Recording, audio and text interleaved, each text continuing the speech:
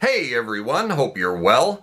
Well now, it's David Gilmour month here on my channel, wherein it's all Gilmour all the time for a 30-day stretch or so, if you haven't noticed that already.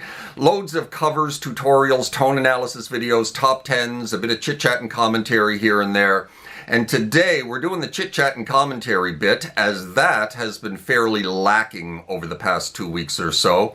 Now, this bit of commentary was initially the opening to my top 10 greatest David Gilmour solos video that I will be posting in a day or two, but it went on for just a bit too long. So I figured that I would give it its own video, because no one really wants to sit through 7 or 8 minutes of talk in a top 10 guitar video.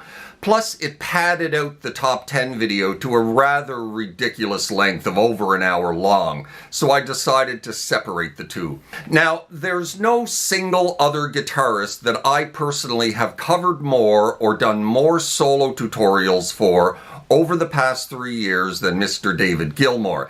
He embodies all that's great about this instrument as far as I'm concerned. That opinion, to be completely honest, is a fairly recent development in my guitar tastes, however, as in my youth I was all about speed and flash and little else. Didn't give a damn about what I was saying on the instrument, as long as I was saying it very, very quickly. That all changed a few years ago, however, when I took up the guitar again after a 25-year hiatus and found myself burdened with a style of play that has long since gone out of fashion, 80s shred. Once I got myself back up to speed, I discovered that I could still play quickly, but it had lost a lot of its importance to me. It had become somewhat boring and rather dated. I needed to learn to slow down and breathe on the instrument and get some kind of emotion, depth, touch, and feel developed into my playing. I needed to learn how to play the blues, basically. But see, the problem was, I didn't really like the blues. It just wasn't a genre of music that excited me very much. That said, this mode of thinking has since changed quite a bit, however, as I absolutely adore the blues these days, blues guitar especially. But going back a few years without this mindset, I thought to myself, who out there plays with that kind of feel, emotion, soul, patience, and delicate touch? All stuff that I was looking to develop in my own playing, but wasn't a blues player. So I, of course, turned my eyes and ears to David Gilmour. Now, I know what you're thinking, but Gilmour is a blues player. And of course, you would be correct. However, at the time, I just wasn't making that connection, as I hadn't really begun to study his playing all that closely. I mean, Pink Floyd is most definitely not a blues band, and while I of course was very familiar with their music and Gilmour's playing since I was a young lad, I'd never really taken any of Gilmour's solos and listened to them outside of the context of Pink Floyd's music, of which obviously they're a big part. It was when I did that I realized that Gilmour was a blues player in almost the purest sense, despite the fact that he was instilling his soulful blues chops into a genre of music that was quite a bit removed from what was generally considered blues music. The real eye-opener was when I first learned that one of Gilmour's biggest guitar influences as a teenager in the early 60s was the legendary B.B. King. And that's when it all started to click for me.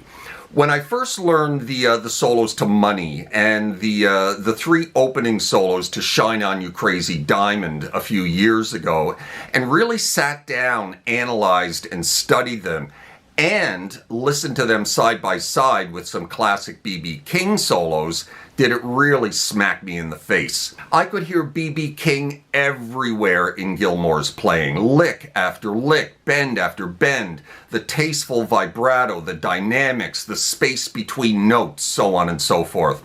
He was channeling B.B. King in almost everything he played, yet it was also uniquely his own at the same time. It was a real eye-opener for me. However, like I said, this had all been kind of lost on me initially, as Gilmour, of course, was channeling all of these blues licks through a genre of music that was decidedly not blues, and soaking it all through layers upon layers of distortion, echo, delay, and reverb, amongst other effects. However, when one strips away all of that, it's pretty obvious to see that what you're left with is, at its core, some very skillful blues playing of the highest caliber, albeit masterfully injected into what was Pink Floyd's more ethereal and psychedelic progressive rock. I mean, in hindsight, when one thinks about it, it's rather obvious, really. I mean, practically every guitarist to emerge from the 60s, early 70s, was heavily influenced by the blues masters who came before them.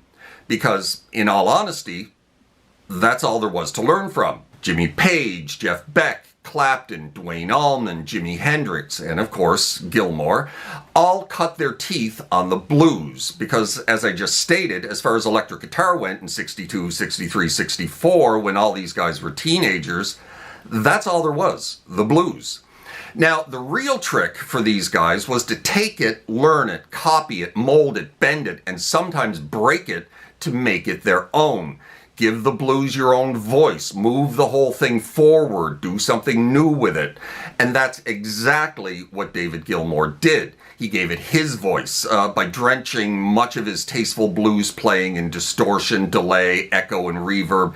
He molded the blues into a style of play that is unmistakably his own. That, coupled with his incredible ear for melody and phrasing, and the results create a playing and soloing style that is unmistakably Gilmour. And that stands nearly alone in rock and roll music history. A feat that only a select few guitarists in history can lay claim, and it has cemented him probably eternally as one of the greatest rock guitarists of all time. And as a result, he himself has become a guitarist who is now molding a whole new generation of players in his wake, much like the way the great blues players of the day molded him all those years ago. And that, my friends, is all I've got to say about that for now. I certainly hope you enjoyed that, and of course, thanks as always for watching and supporting my channel, and for putting up with my Gilmour month of madness. Certainly hope you're well out there in your little guitar corner of the world, and thanks again for watching, and we'll see you next time. Cheers.